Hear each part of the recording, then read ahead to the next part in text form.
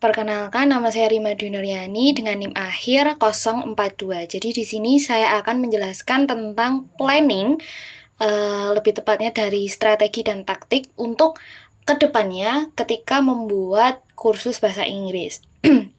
Jadi di sini kita fokusnya ke sumber daya yang ada, misalkan ada modal, kemudian tenaga pengajar atau guru, kemudian lokasi, waktu, dan teknologi. Yang pertama, untuk target pasar, kita bisa milih segmen yang paling besar, tergantung lokasi. Maksudnya di sini itu kira-kira yang paling membutuhkan itu mahasiswa atau siswa gitu. Jadi, tapi bisa juga kita membuka kursusnya itu untuk mahasiswa dan siswa gitu. Kemudian kita adakan seperti kursus premium atau ke harga yang murah. Kemudian kita bisa online offline fleksibel. Terus survei juga untuk kebutuhan calon murid. Kemudian menetapkan program unggulan seperti TOEFL preparation, English for Kids, kemudian Business English, dan Speaking Club. Kemudian ada optimalkan tenaga kerja, yaitu mengkualifikasi sesuai dengan target pasar. Kemudian kita juga bisa merekrut pengajar freelance atau part-time untuk efisiensi biaya awal. Kemudian ada pelatihan internal agar metode pengajar itu seragam, menarik, dan kreatif. Terus yang ketiga ada memilih modal operasional sesuai modal. Ketika kita modalnya terbatas, kita bisa fokus ke modal hybrid atau kelas offline dengan kelompok kecil, dengan kelas online juga agar menekan biaya sewa tempat. Kemudian memilih tempat yang strategis. Jika kita tidak menetap, kita bisa sewa mungkin per jam gitu. Kemudian kita menggunakan online. Kemudian kita menggunakan platform online juga bisa, tetapi yang gratis atau hemat, misalkan Zoom, Jimmy, Canva, bisa juga dengan Google Classroom. Terus yang keempat, kita bisa membuat kurikulum yang jelas. Nah, kurikulum ini kita per level, ada beginner, intermediate, kemudian advance, sehingga mudah dipasarkan dan terlihat profesional. Terus kita juga bisa bikin modul sederhana tapi berkualitas, ya, bisa dicetak atau online juga bisa. Kemudian menambahkan nilai unik seperti kelas speaking club gratis, simulasi ujian TOEFL atau IELTS. Kemudian yang terakhir ada marketing efektif dan low budget. Jadi di sini kita bisa melakukan branding yang menarik di media sosial, misalkan Instagram, TikTok, WA. Kita lebih ke fokus ke testimoni dan konten edukasi, kemudian promosi juga. Nah, mengadakan promo misalkan, yaitu gratis 1 kali trial class, kemudian yang terkait konten tadi bisa kita isi dengan tips grammar, kemudian vocabulary harian, kemudian mini quiz. Kemudian kita bisa kerjasama dengan sekolah atau kampus untuk branding awal. Yang terakhir ada manajemen keuangan dan pertumbuhan. Kita bisa memulai model bisnis yang scalable atau yaitu mulai dari kecil lalu tambah kelas atau level saat peminatan itu naik. Kemudian mencatat semua pemasukan dan pengeluaran sejak awal. Kita bisa menggunakan aplikasi Excel atau Google Sheet, kemudian menyisihkan budget untuk marketing dan pengembangan materi. Jadi ringkasnya itu strategi besar itu ada menentukan target pasar, kemudian mengoptimalkan sumber daya, kemudian membangun branding. Terus taktik kecilnya yaitu promo kreatif, kelas trial, komunitas belajar, dan sistem belajar berbasis level. Seperti itu. Perkenalkan, nama saya Rima Dunuryani. Halo, saya Akil Yahya Mumtaz Moko dengan NIM 206 Dengan NIM akhir. So, di sini saya akan membahas tentang organizing, di mana ada 3 pengkategorian di sini. Yang pertama ada bentuk tim, yang kedua pembagian tugas, dan yang ketiga mengatur sarana dan prasarana. Yang pertama, bentuk tim di sini kita punya untuk kursus bahasa Inggris ada sekitar 2 yang utama. Yang pertama adalah admin, yang kedua adalah guru mata pelajaran atau guru kursus. Nah, admin di sini pembagian tugasnya admin di sini berfungsi sebagai menjalankan tugas sebagai administrasi untuk pembagian tugas guru, penjadwalan kelas, dan pencatatan keuangan. Lalu di sini guru di sini terbagi atas beberapa level. Yang pertama ada guru mulai dari beginner sampai advance. Yang kedua ada guru untuk kursus-kursus tes bahasa Inggris seperti TOEFL dan IELTS. Situ. Tugas guru meliputi mengatur kelas, membuat RPP dan silabus, mengajar yang pastinya, lalu memberikan nilai dan membagikan hasil belajar kepada siswa-siswi. Lalu yang ketiga di sini ada mengatur sarana dan prasarana. Ini tugasnya bagian yang lain, yakni bagian pemeliharaan, cleaning service. Di sini juga tugasnya untuk mengatur kelas, membersihkan kelas, dan juga untuk membagi kelas dan sesi untuk kursus bahasa Inggris tersebut. Halo guys, aku saya Agustina dengan NIM akhir 058. Jadi di sini aku akan membahas poin keempat, yaitu seputar controlling.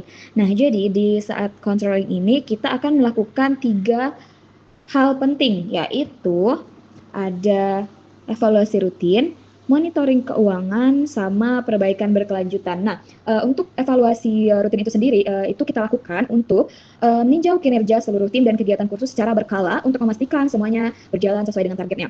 Apa aja sih yang perlu dievaluasi? Jadi, yang perlu dievaluasi di sini yaitu ada jumlah siswa baru dan siswa yang aktif, kualitas pengajaran seperti metode guru, materi, dan interaksi kelas. Dan selain itu, ada kepuasan siswa. Kita bisa melakukannya melalui survei atau feedback secara langsung. Dan yang lain adalah efektivitas promosi. Jadi cara untuk melakukan evaluasi ini, misalnya kita ngadain nih rapat evaluasi setiap bulan bersama staf dan juga guru. Dan juga kita membagikan form feedback ke siswa setiap akhir kursus. Dan juga kita membuat laporan evaluasi yang ngebandingin hasil bulan ini dengan bulan lalu. Misalnya contohnya, setelah evaluasi di bulan pertama nih, kita menemukan bahwa banyak mahasiswa merasa kelas itu terlalu cepat. Jadi solusinya yaitu kita ngebuat kelas tambahan untuk revisi materi dan sesi tanya jawab. Kemudian yang kedua ada monitoring keuangan. Nah, di monitoring keuangan ini yaitu kita melakukan pengawasan terhadap arus masuk dan keluarnya uang itu supaya bisnis kita tetap sehat dan efisien. Apa aja sih yang dipantau di monitoring keuangan ini? Nah, yang dipantau itu ada yang pertama ada biaya operasional yaitu sewa tempat, listrik, gaji guru dan juga materi. Kemudian ada pemasukan dari pendaftaran khusus dan juga anggaran dari promosi, iklan sosmed ataupun event. Nah, tujuan dari kita melakukan monitoring keuangan ini tidak lain dan tidak bukan, yaitu untuk menghindari pemborosan, memastikan biaya promosi efektif, menghasilkan siswa baru, dan juga mengetahui kapan cabang mulai balik modal dari sebelumnya. Oke, jadi contohnya di sini itu ada misalnya bulan kedua pengeluaran promosi itu sekitar 5 juta nih, tapi kita hanya dapat 10 siswa baru. Nah, bulan berikutnya diganti strategi ke promosi lewat media sosial kampus ataupun sekolahan, biayanya turun menjadi 2 juta, akan tetapi siswanya naik menjadi 25 orang. Nah, yang ketiga atau yang terakhir itu ada perbaikan berkelanjutan. Jadi, perbaikan ini kita lakukan ya merupakan langkah aktif untuk memperbaiki masalah yang ditemukan dari evaluasi dan juga monitoring agar kualitas terus meningkat. Nah, contoh masalahnya di sini misalkan nih jumlah siswanya turun. Nah, solusi yang harus kita lakukan yaitu membuat atau melakukan promosi, event gratis atau seminar beasiswa, kelas trial dan juga kerjasama dengan organisasi mahasiswa. Nah, keluhan fasilitas kelas, misalnya bisa kita tambahi AC, mengubah wifi-nya agar lebih kencang, ataupun kita bisa mengatur ruangan kelas agar lebih nyaman. Nah, yang terakhir ada metode pengajaran kurang menarik nih. Misalkan siswa-siswa zaman sekarang tuh kebanyakan kayak bosan tuh kalau misalkan gaya belajarnya tuh kayak gitu-gitu aja. Jadinya cara yang harus kita lakukan atau solusi yang harus kita lakukan, yaitu kita harus melatih gurunya nih untuk pakai metode kreatif kayak misalnya main games, role play, ataupun melalui video. Nah, manfaatnya dari perbaikan berkelanjutan ini tentunya kursus bisa menjadi lebih menarik bagi mahasiswa ataupun siswa. Bisa juga meningkatkan kepuasan dan loyalitas siswa dan juga mencegah masalah kecil jadi besar. Mungkin hanya itu yang bisa saya sampaikan seputar materi controlling ini. Terima kasih. Halo, saya Melinda Susilarini dengan NIM 23612111190. Di sini saya akan menjelaskan tentang directing yang berfokus tentang memberikan arahan dan memotivasi tim untuk mencapai tujuan dengan memberikan petunjuk yang jelas dengan konteks membangun suatu kursus bahasa Inggris di kota baru. Hal yang akan saya persiapkan dan juga perhatikan adalah yang pertama akan memberikan arahan yang jelas, kemudian juga memotivasi tim, membangun komunikasi yang efektif, melakukan pengawasan dan evaluasi, dan juga yang terakhir fleksibilitas dan juga adaptasi. Alright, yang pertama saya akan membahas tentang arahan yang jelas. Sebagai seorang director dalam suatu kursusan bahasa Inggris, hal yang perlu diperhatikan adalah memberikan tujuan atau membangun tujuan jangka pendek dan juga jangka panjang, short and long term. Jadi hal-hal yang akan kita tuju, yang akan kita lakukan itu jelas tujuannya apa. Kemudian juga membuat SOP, standard operating procedure untuk setiap bagian. Jadi sebagai seorang director, kita harus mempunyai SOP untuk tim yang sedang bekerja dengan kita. Agar mereka ketika bekerja, ketika melakukan suatu tugas, mereka tahu harus seperti apa dan juga harus bagaimana. Jadi output dari apa yang telah mereka lakukan itu jelas dan juga konkret seperti itu. Kemudian memberikan instruksi terperinci agar tim itu tidak bingung. Ini berkaitan dengan SOP tadi. Jadi ketika suatu individu, satu tentor, satu mentor itu dia tahu job dia seperti apa yang harus dia lakukan, itu semuanya akan terperinci, semua akan terorganisir dengan baik. Dan juga outputnya tujuan kita akan tercapai bersama seperti itu. Kemudian memotivasi tim. Membangun suasana kerja positif, kemudian memberikan apresiasi, reward ataupun pujian. Walaupun hal yang mereka lakukan itu katakanlah kecil atau tidak sepele, walaupun hal tersebut kecil, tapi kita sebagai seorang director kita juga harus memberikan pujian agar meningkatkan motivasi dan juga semangat para tentor, para guru, para mentor untuk memberikan hal yang lebih untuk kita, yang tentunya akan memberikan manfaat dan juga benefit untuk tim dan juga untuk kursusan. Kemudian mengajak tim untuk merasa ikut memiliki kursus ini.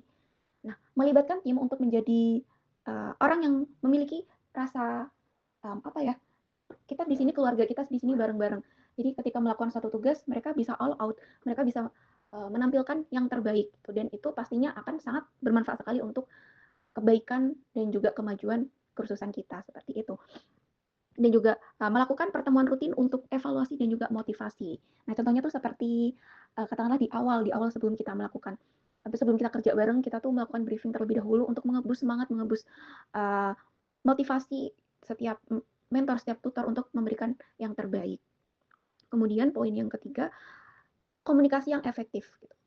Dalam mendirect tim, menggunakan komunikasi yang efektif itu juga salah satu hal yang penting, menjadi kunci yang sangat diperlukan, diperhatikan untuk mencapai suatu tujuan atau goals yang jelas. Menggunakan bahasa yang mudah dipahami, dan juga kita sebagai seorang director yang mendirect tim dan juga memotivasi, kita sebisa mungkin menjadikan mereka itu sebagai teman, sebagai rekan gitu. Jadi ketika ada aspirasi atau ada ide kreasi baru, mereka tuh tidak sungkan-sungkan untuk menyalurkan itu gitu. Siapa tahu dari ide yang mereka punya, ide yang mereka buat, yang mereka pikirkan, itu menjadi suatu hal yang sangat anti mainstream, yang akan membawa perubahan yang nantinya akan menjadi program-program yang sangat tidak terfikirkan sama sekali, dan itu bagus untuk kemajuan, untuk reputasi kursusan yang kita bangun tersebut.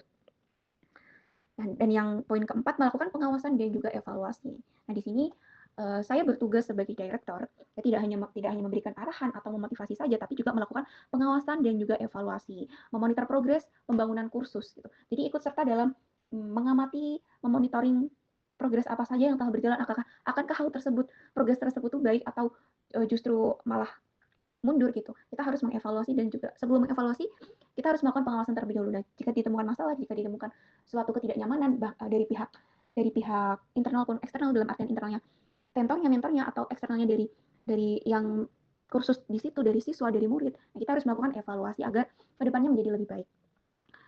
Nah, melakukan evaluasi metode pembelajaran. Nah, jadi kita di situ tuh juga harus melibatkan respon siswa. Contohnya kita memberi